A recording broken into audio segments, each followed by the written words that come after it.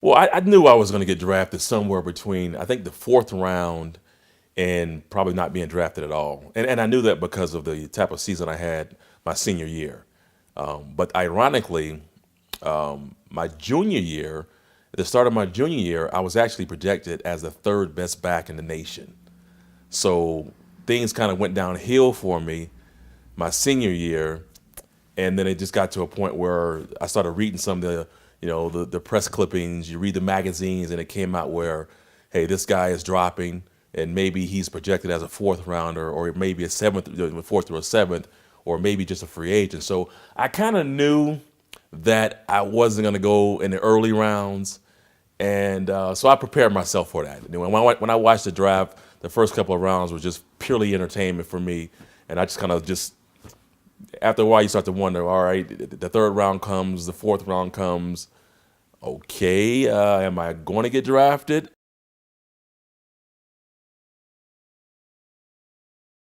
Reggie, I'm a six-round draft pick.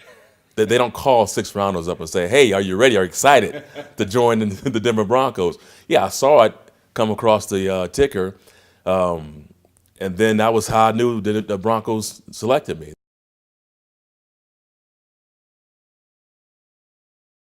My first initial reaction was the one where I thought, Denver?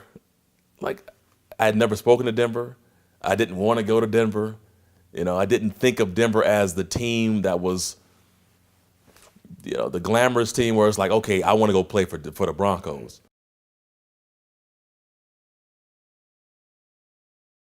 The Dallas Cowboys. The Cowboys were the team that they talked to me, and they were the ones that they came out. They did the personal workouts. I was in constant contact with them, and so I thought the Cowboys would have been the team. And of course, Emmett was getting up there, and I was looking forward to going up there and backing up Emmett. And if he got hurt, I can come in and play. That was kind of my mindset. It was, hey, go up there and try to make the team and be behind a guy like Emmett Smith. So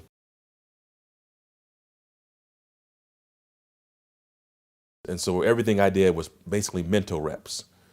And it's hard to get mental reps and not be able to put your mental reps into actual practice reps. So I had to learn how to do that, which I had never done before. Most times I'm playing. So I try to make sure that I studied the playbook. I didn't want to get my first shot at doing something and then blow it. Not physically, because the saying when you play, and you notice, is that they can deal with a physical mistake, but the mental mistakes are the ones that kill you. And so mentally, I wanted to make sure I was still there. It's hard though. You're not getting reps. You're not getting a good job. You're not getting any feedback on what you're doing well, what you're not doing well.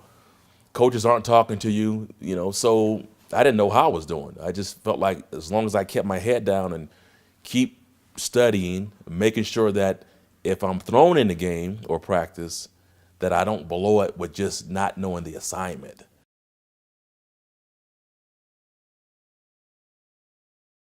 And it felt good because it felt like the hard work had paid off. I didn't, there was moments where I was discouraged in practice and stuff, but I just kept fighting through it. And it just kind of shows me that if you continue to work hard and keep working at what you're doing, and you're ready and prepared when that moment's called, then most times you should be able to perform. Right.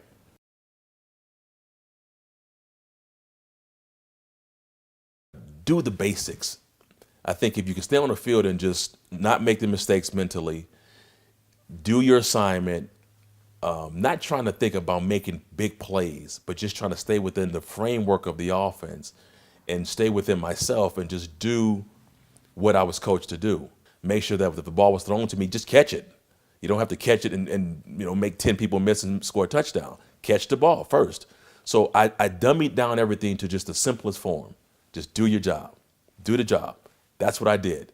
And then as I got more comfortable, then there was moments where I felt like, okay, now I can make a play.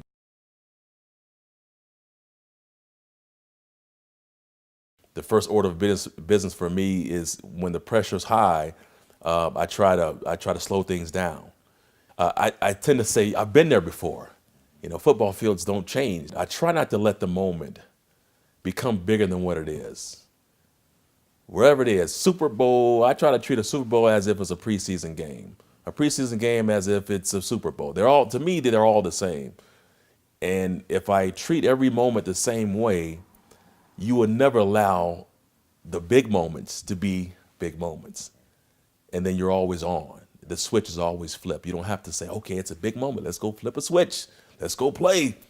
I find when people do that, they tend not to play their best or be at their best because they're putting the pressure on themselves to have to be somebody that they haven't been.